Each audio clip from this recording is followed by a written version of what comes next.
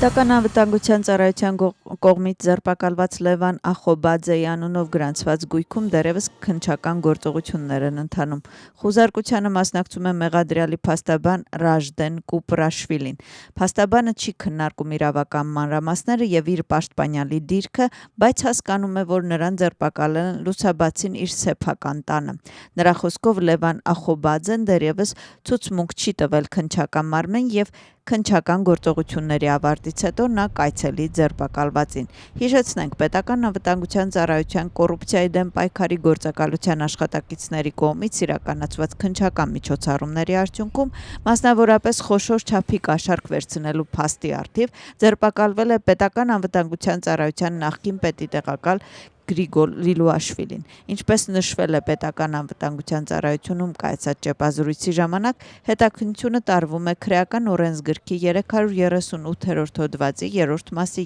ենթակետով, որը որպես պատժի ձև եւ չափ նախատեսում է 11-ից 15 տարի ազատազրկում։ Խորհրդարանի նախագահն արձագանքում է Գերմանիայի դեսպանի հայտարարություններին եւ նշում, որ բռնությունը խաղաղ բողոքի ակցիա անվանողը ստախոս է։ Շալվա Պապուաշվիլիի խոսքով Վրաստանի քաղաքացիների հետ կատարվածը շատ ավելի վատ է, քան դիվանագետներին վախեցնելը։ Հիշեցնենք, որ Գերմանիայի դեսպան Պիտեր Ֆիշերը Բաթում Էլեբի հրատարակությանը տված հարցազրույցում ասել է, որ վրացական երազանքի առաջնորդների դիվանագետներին ուղված հայտարարությունները, թե դուք ստախոս եք եւ աջակցում եք բռնությանը, զվարճալի չեն։ Վրաստանը մնում է մեր օրակարգի հիմնական հարցերից մեկը, ասվում է Եվրամիության արտաքին գործողությունների ծառայության կողմից վրացական ընդդիմադիր դաշինքին ուղված նամակում։ Եվրամիության արտաքին գործողությունների ծառայությունը նշում է, որ Եվրամիության գերագույն ներկայացուցիչը նշել է, որ բարելավման նշաններ չկան եւ նախարարները հստակ ուղերձ են հղել, որ Վրաստանի կառավարությունը պետք է փոխի իրադրությունը։ Եվրամիության արտաքին գործողությունների ծառայությունը նշում է, որ Եվրամիությունը ուշադիր հետևում է երկրում ընթացող գործընթացներին եւ բազմիցս քննարկել է այս հարցը։ Հայաստանի եւ Վրաստանի միջև հարաբերությունները կախված չեն երրորդ կողմից եւ կշարունակվեն կրել ռազմավարական եղբայրական բնույթ, հայտարարել է Հայաստանի Հանրապետության վարչապետը։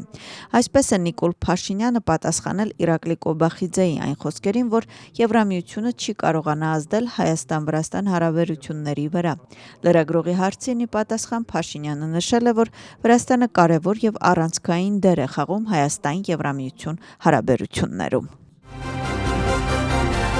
Եվրոպայի խորհրդի խորհրդարանական վեհաժողովի մոնիթորինգի հանձնաժողովի հայտարարությունը քաղաքական գնահատականների թեմա է։ Փաստաթղթում նշվում է, որ Վրաստանում ժողովրդավարական նահանջ եւ խորը քաղաքական ու սոցիալական ճգնաժամ է։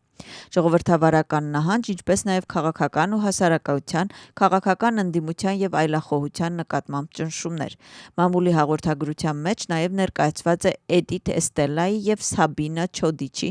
զեկույցի հիման վրա մշակված բանաձևի նախագիծ, որում նշվում է, որ վեհաժողովի ոչ մի հրատապ առաջարկություն չի իրականացվել։ Այն նաև նշում է, որ ժողովրդավարության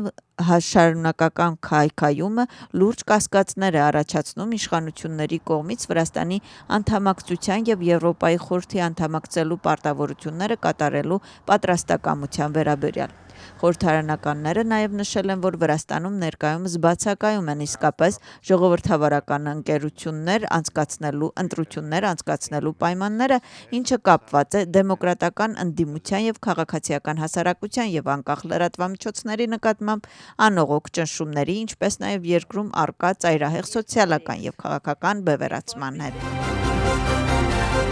Մասնագիտացված հեռարձակողները կկարողանան ստանալ արտասահմանյան ֆինանսավորում եւ նրանց վրա գործող սահմանափակումները կվերացվեն։ Համապատասխան փոփոխությունները կներառվեն հեռարձակման մասին օրենքում, օրինագիծը այսօր առաջին ընթերցմամբ քննարկվել է տնտեսական քաղաքականության հանձնաժողովի նիստում եւ ստացել է աջակցություն։ Օրինագիծը նշում է, որ հեռարձակողի կողմից արտասահմանյան տերությունից ուղղված կամ անուղղակի կամ անուղղակի ֆինանսավորում ստանալու սահմանափակումը կվերածվի այն մասնագիտացված հեռարձակողների համար, որոնք հիմնականում հեռարձակում են մեկ թեմայի ծրագիր, օրինակ սպորտային, ճանաչողական, կրթական եւ ժամանցային։ Արտասահմանյան ֆինանսավորում ստանալը դեռևս արգելված կլինի այն հեռարձակողների համար, որոնց հեռարձակումը ներառում է լրատվական եւ հասարակական քաղաքական թեմաներ։ Ղազախստանի ներքին գործերի նախարարը հյուրընկալել է Վրաստանի ներքին գործերի նախարարի կողմից։ Պատվիրակության անդամները այցելել են հատուկ նշանակության գործերի վարչություն։ Ծանոթացել են գործակալության գործունեության առանձնահատկություններին,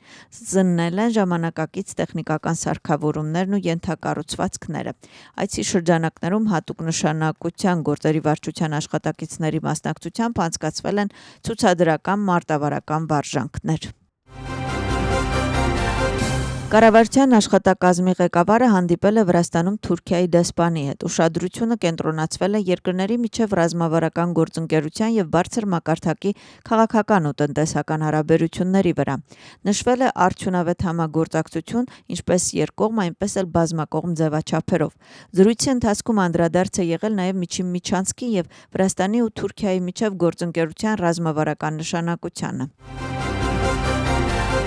Վրաստանի հանրային հեռարձակողը հյուրընկալել է Հունաստանի հանրային հեռարձակողի պատվիրակությանը։ Հանդիպում է տեղի ունեցել գլխավոր տնօրեն Թինաթին Բերձենիշվիլիի հետ։ Հյուրերը շրջել են հեռարձակողի նոր շենք եւ ստուդիաներ, ծանոթացել են աշխատանքային գործընթացին, ինչպես նաեւ առաջին ալիքում օգտագործվող նորագույն սարքավորումներին ու տեխնոլոգիաներին։